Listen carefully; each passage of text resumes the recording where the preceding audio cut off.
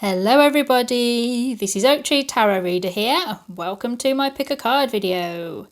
So I've got a lovely treat for you today. We have got Who is Your Next Lover? So if you're looking for love or just curious as to when and how it will happen, this is the video for you. If you don't find that any of the readings resonate, you can get a private reading from me. In case you're one of those that's looking for that special someone that can see you without your makeup on in the mornings, who can see you without your hair brushed, and can even hold back those lovely luscious locks as you regret deeply drinking far too much the night before as you hold your poor little head in the toilet bowl. Yes, we're talking that kind of romance today. If you're interested in a private reading, I've got lots of slots because I've got lots more spare time, because I'm not getting out much, because everything's shut down. You know why. If this is a very old video, look back to March 2020. So send me an email at oaktreetarotreader@gmail.com. All the information that you need is in the description box. Links to the decks that I've used in the reading and anything else. The timestamps are also in the description box. So close your eyes, take a few deep breaths, relax, leave yourself open, and ask yourself the question, who is my next lover? When you feel ready, make your choice, click on the timestamp, and see me at your reading.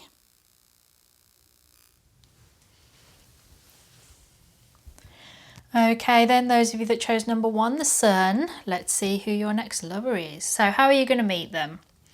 You're going to meet them, I think it's at work, or, and it could be a new job, or it could be something that you hope is going to be a job, because it's a transition. You're changing from one role to another role.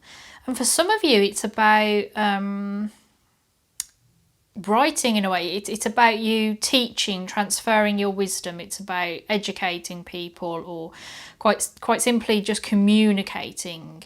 So you're in a position where you're communicating and it's quite new to you. It's a big different change, and it could be for work. At the very least, it's something that you've spent a long time doing and a long time working towards.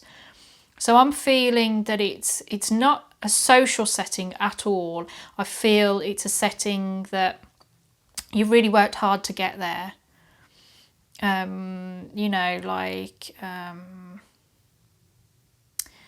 It is like a public setting. I'm thinking, like a day course or something, or you're going to listen to a talk or give the talk, or you're going there for work, but it's a conference. And it's not where you live, I don't think. I think it's somewhere at a distance to you, where you've had to travel to be there.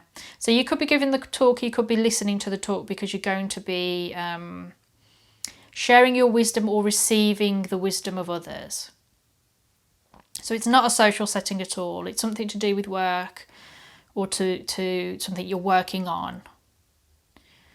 What are they like? They're quite the catch. They are really quite the catch. They're very skillful. They've got a lot about them. They're a bit of they probably don't have a dedicated career, or if they do, their career involves them having to do lots of different things within it. It's not a case of I sit there and I do the accounts for the business. When you listen to what they do, they've done a bit of this, bit of that, and it's either within the job, or they've had lots of different jobs, or are developing, like a lot of people now have 3 or 4 jobs that only do a few hours a week. A bit of a gig economy, I suppose you would say. So they have lots to do and lots about them. They're a very skilled person. They're multifaceted. I think they're quite deep. They've got a lot going for them. And they have actually quite a contented life. They've got lots of things that they pay attention to, that they keep an eye on, that I think they have a happy relationship with their family. Like they've got a good relationship with their parents, with their brothers and sisters. For some of you, their kids, or their nieces and nephews, and with their friends. They've got their own little world that's very nourishing towards them, and they take care of it. They pay attention to it. They nourish it. This is a very realistic, grounded, mature person. They're a real catch. They are a real catch, this person. They've got a lot about them, and they've got the emotional side to balance it out as well.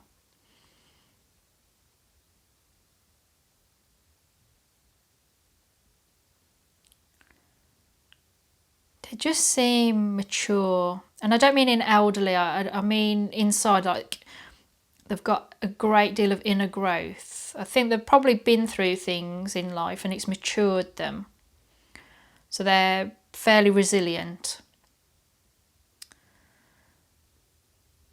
You know, they've got a history to them. This feels to me like a person in their late 20s, 30s, even 40s. It doesn't feel young. This person doesn't feel young. But yeah, they're a real catch. They're really going to, I think they're going to really catch your eye. Obviously, you're going to catch theirs as well. I think you might be in awe of them because they've got confidence, and I'm going to say this, I don't think they need anybody. I think they're actually all right. If they're single, they're happy being single. Well, I would hope they were single anyway, rather, you know, they're going to be your next lover. I don't recommend cheating. I think they're quite self-contained. I think they've got their life the way they like it. And this sort of makes sense. When I laid out these cards, I was a bit like, oh, but now I've looked in greater depth and properly at these. Because what I've looked at next is, what's the sex going to be like? What's the afterwards going to be like? And there's a feeling here that this situation is hard to keep hold of, that it's going to disappear, that there's pride and vanity, that there's a sense of isolation from it, and that it's hard work and it's going to keep going. This person is so self-contained, I feel, and so independent and so happy in the relationships they've already got. Not sexual, by the way. Pomona didn't have a partner, and for the life of me I've forgotten his name, but her lover had to fight really hard to win her over, but he did. It's a Greek myth. And I get this feeling here that this lady or a gentleman is quite lovely, quite welcoming, and that you feel that they're a real catch, and that in a sense I get this feeling that you don't feel that you can keep them. But I'm going to say actually you can. I think they're just slow to warm up. I think they've probably been single for a long time for a lot of you, and they need time to accommodate this new change, because it is your next lover. They are going to take a chance on you. So don't you feel that you're not enough for them, or that you're punching above your weight, or that you're inferior. You're not at all. I think this person is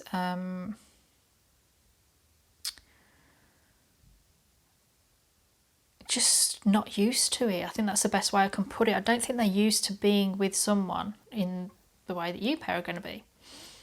Because there's just this feeling that it's not going to last. But actually, it's very mutually satisfying. It's a relationship that's, you know, the effort's put in to please each other. Even if there's this feeling that not everything sort of, that there's an air of mystery about it, that there's an air that's feeling that you don't quite touch them in the way that you would like. So you just sort of like, well, I'm going to take today because that's what I've got. I've got today, I'll take that. Or I'm not going to worry about yesterday, I'm not going to worry about tomorrow. It's just this feeling that one or other of you is a bit, you know, sort of got your pride, got your sort of this, you know, your dignity, and sort of not allowing this closeness to come through. Now, that doesn't mean that that's the way it's going to be. You know, you now know that, and you've listened to me saying that I think there's just this feeling that it's so new that you just sort of, I don't think either of you know where this situation's going to go, so you're just not going to worry about it. And I think you do talk to each other, and I do think you sort of come around, and I think you're going to overcome the sense of awkwardness in a way, this sense of trying to get to know each other but struggling with it. I think you're going to overcome that and get closer.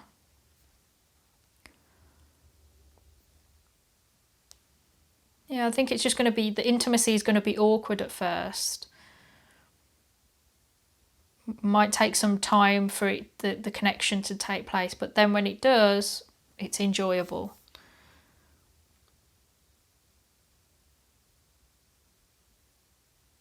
So I think it's worth it because it is going to be very mutually pleasurable to the both of you, this intimacy between the two, this connection. The love, the sex. I think they're just not used to it. So yeah, be patient with them. I think this is still going to, I think this is a good chance. This is going to be a good thing. I just think it's going to be, I don't think it's going to be an intense love affair where it's like, vroom, and we were close from the moment we met. I think this is somebody that hedges their bets, that they don't rush in at all. Maybe this is you that doesn't rush in at all, in which case it's not going to be rushed. Don't panic, but they're definitely not going to be rushed. So those of you that chose number 1, the Sun, that's your reading, that's your next lover. I hope it all pans out. Please like, comment, subscribe as you're all meant to on the YouTube videos. But seriously, I hope you really enjoyed the reading. I hope everything's going well for you. All the cards and everything's all in the description box, so have a look there if you've got any questions. Otherwise, please take very good care of yourself. Thank you very much for listening to me, and goodbye.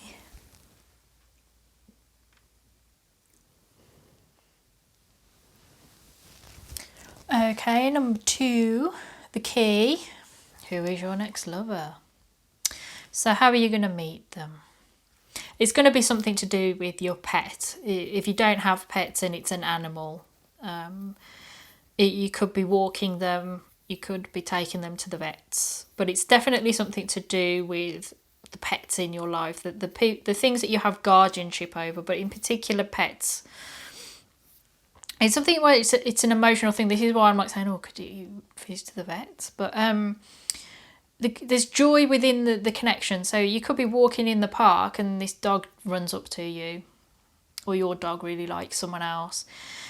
But I'm leaning more towards something sensible and practical because of the King of Arrows, the Kingfisher energy here, which is very much speaking to me.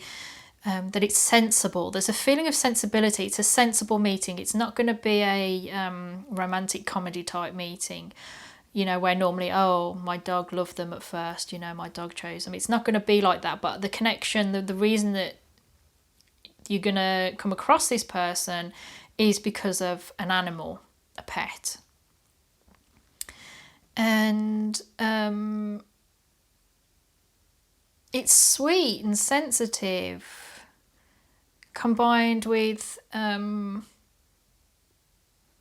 practicality and sensibleness. It's really sweet. I'm just really thinking that, it could be a case of whatever you're really into that involves animals. I think this is how you're going to meet this person. So whether you like to go to shows like cat or dog shows, or there's some other animal that maybe you're into farming or something. This is how you're going to meet them. It's absolutely through animals, your connection with animals or their animal. But it's really sweet. It's a really sweet meeting, which obviously leads on to you meeting your lover. What are they like? They're a leader. They're authoritative. They're not a pushover at all. And I think they can see people clearly. I think they're a good judge of character. Of course they are. They're going to get to know you. But I think, they're very authoritative. I think they're very comfortable in their own skin. They're very comfortable telling people what to do. Very emperor-like energy, where they can just see their way through things. That they're I think very knowledgeable. I don't think that they're not a cloudy-minded person. I don't think they've got their head in the clouds. I don't think they are silly. I think they're very smart. I think they are, I think that there's just an emperor feel to them. Maybe, that they make decisions a lot in their life. And I think they bring illumination to people. You know, they can clear things up. They can say, well, it's this. They provide solutions. Maybe, you know, they're there to give advice about animals in this place where you meet. They could be the vet. Not guaranteeing that though, of course, but yeah, they're just they're an authority in their own life and possibly an authority over other people. But they're very mature, sort of. I'm trying to find the way to articulate how I can see them, is that they are absolutely in charge and leaders, and they're comfortable with power. And the reason they have the power is to provide clarity to others. So this is why I say I think they can see things clearly. I think they're smart and they have wisdom. Yeah, that's who they are. I think they're grown up and mature. Grown up and mature. They're not silly. They're not frivolous. They're not shallow. They are authority. That's all that keeps coming into mind is authority. That's it. Authority. So you've met them. You obviously like them. What happens once, you know, it's like, what's the sex like? What's the relationship like once you've become lovers? And I think it's going to be a hot and cold, hard to get off the ground kind of relationship. I think it'll be dating a bit first before there's any intimacy, and I think it will just be one where it takes a while to get used to each other. And I think that one of you will feel overconfident and that you've got the other one on the hook, but the other, you know, partner, the first part, you know, could be you, could be them, feels, we're understanding each other now, but in fact the other one's still trying to find their way into getting used to being intimate with this new person. But you're going to work at the differences between the two of you, because I think there's a feeling initially that you might look and think, well, why am I with this person? It's just not working out. We're not compatible in bed. But then the effort is put in and you start to look to solve the issues, you know, in bed between the two of you, rather than thinking to just cut your losses and move on. And when you do, you're going to overcome what the incompatibilities in bed are. Maybe, you know, it's just communicating in bed, or the incompatibilities of what you both like.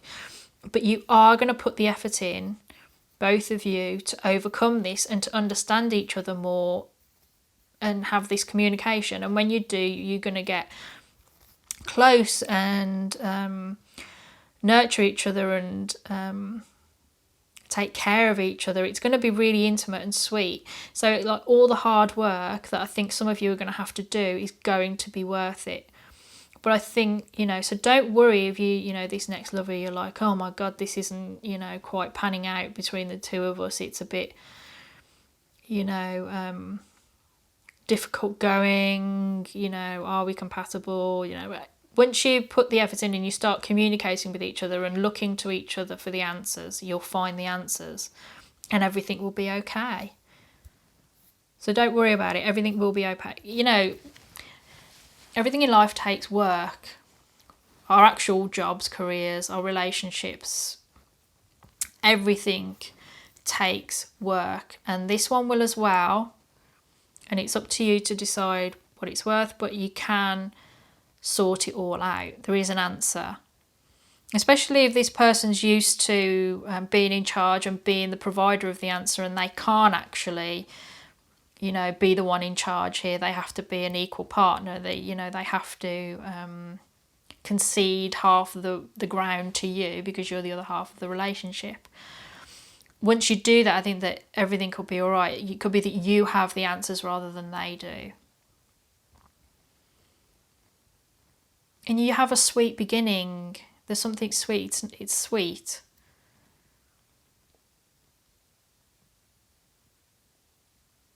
Yeah, there's something soft and gentle about this. There's something realistic about this reading, in that it has the problems that everybody has in meeting someone new and starting a new relationship, but that you overcome them. Because not everybody does, but it feels here in this reading that you've got a really, really good chance, the two of you, of making a proper go of it. So that's good news for you.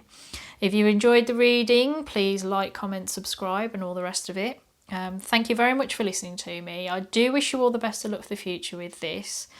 And check the description box if you have any questions, or you can contact me, I don't mind. Otherwise, you take very good care of yourself. Thank you for listening to me, and goodbye. Okie dokie. Last but not least, the Clover, number 3, Lucky Clover. Let's see how lucky you are. So, how are you going to meet this person? I think you're, I'm going to say, I think for some of you, you're leaving an old relationship and moving into finding someone new. Like, even if you've had a relationship that's finished and you think, oh, I'm going to be single for a bit, you know, just be me on my own, please myself, and then in a few months or something, I'll meet someone new. If that's the case, you've gone through the bin on your own and you're ready now to get your toe back into the water, test the temperature, and meet someone new. And you are going to meet someone. I think there's a case of something's finishing and something else is starting. So, you know, in the real world, it's like the reopening of a restaurant, a shop or something, where the old business has shut down and this new business has moved in, for example. But there's definitely, you meet them at a point where it's transition. It's the old's gone and you are starting the new. And through this new thing, you're meeting this person. And I think it's something to do with communication, that it could be something where, it's to do with the mind. So it could be that you start off something where you have to use a lot of brain power, where you have to do a lot of talking, where you have to really communicate. And it's quite quick. I think this is, I don't think this is, you know, you meet them, it might just be an evening thing for one evening and that's it. Then you're not, you know, ever going back there. Or I think you're going to have to travel to be there, you know, buy tickets and travel to be there. But the most important thing is that something else is sort of finishing. I think almost that you've given up on finding love, some of you. I think some of you have thought it's never going to happen. And then it does, which is always the way. But yeah, it's something's ending and something else is starting. And I think you know about it because you travel to be there, or you journey to be there, or you go there to say something, to hear something, to communicate something, or be communicated to.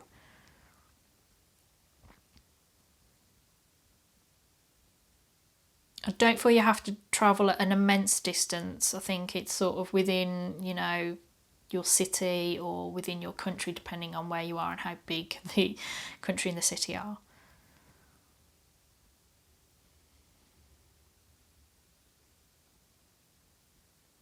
I want to say countryside. I think you might be travelling to the countryside for some of you. But it's not a social thing, I don't think. I think it might be sociable for you. What I'm saying is I don't think you're going to be going to a bar to meet them. I don't think that you're going to be, you know, you might be at the theatre or something, or a book signing or something. But I think this is about more a period in your life rather than the others. I felt that it was a place, a location, there was a reason to be there. But this, it feels that it's actually a life journey that you're on, that you've let something else go, that you grieved over it, felt sad, and then you've moved on to something new. And this something new, whether it's a distraction or an active change in your life, you're there, you're going there, and that's where you're going to meet this person. So they might come into your life just because you've now got space for them, or you're actively going out to find them. But when you do find them, what are they like? This is an interesting person. They're full of confidence and self-esteem. This is not a wallflower or someone that's very shy. They might be quiet, but that's, I think, possibly a personal choice to just not be bothered to be, you know, they're not the life of the soul in the party, but by no means are they shy and weak and lacking in self-esteem. They're very comfortable and in themselves in that sense. They're also, I think, really quite smart. They're really inventive. I think if there's a problem, they can solve it. They might need some time to solve that problem, but they will find an answer to the problem. So I think they're quite curious and smart enough to find solutions to things. But they're very well loved by their families and those people around them. That's why they've got the self-esteem, because they're nourished by those around them. They know their own value. They know their own worth. And they just know themselves. There's no doubt here in these cards. There's just no confusion. They if they have a problem, they solve it. And they have confidence that they can solve the problem. Even if things take a battering, their inner resilience will always rise to the fore and sort them out. Yeah. It's a very empowered person. So once you've met them, what's the sex going to be like? What's the relationship, the intimacy afterwards going to be like? Because they are your lover. And I think this is going to be sex like you've never had before. I think you're going to be doing things that you never thought you'd ever be doing with this person. I think you're going to stretch each other's limits. I think it's going to be new and inventive, and I think that you're going to please each other. But I think, I almost feel like I can't imagine what the two of you are going to get up to, but you're going to find it very pleasing. I think you're going to push each other's boundaries, and I think that you're going to, this is going to be a lover that you've never had before and possibly won't afterwards. I think they're going to banish all thoughts of previous lovers that you've ever had. It's like the others, oh yeah, no, but this is the one that leaves a mark, really. I think that there's going to be a lot of sensuality to it. I think that it's not all sort of passion and drive and sexual energy. Of course there is, but I think there's also a great deal of teasing and enjoyment. There's a feeling, if there's any feelings of like, oh, I'm too ugly, I'm too old, I'm too this, too that, too skinny, too big, too small, too large, all that's just going to disappear in enjoyment with each other.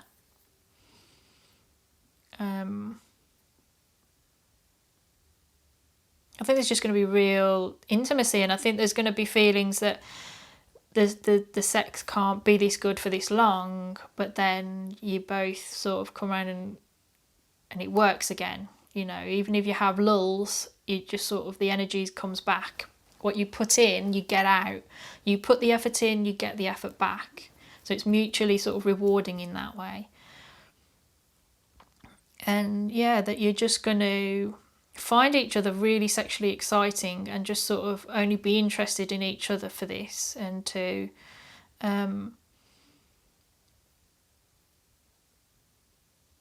just explore each other and explore what you can get up to with each other. And I think it's something where you maybe you or they go into thinking,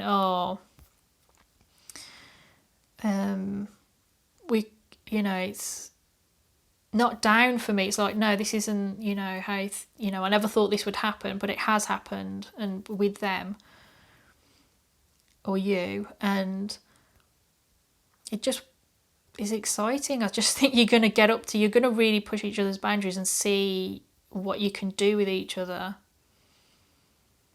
And it doesn't necessarily mean you're going to get up to all sorts of kinky stuff. If you're not really into kinky stuff, don't do it. It's what you're comfortable with. But I sense there's real enjoyment in this relationship, in this sex, so that's good. Seeing if there's anything else. you just get up to all sorts, really. Very passionate and very exciting. And that's your next lover. So please leave me some comments, like, comment, subscribe and all the rest of it. Otherwise, I hope you enjoyed the reading. Please take very good care of yourself. If you want to know anything about the cards, the links are in the description box. And please take care of yourself. Thanks for listening and goodbye.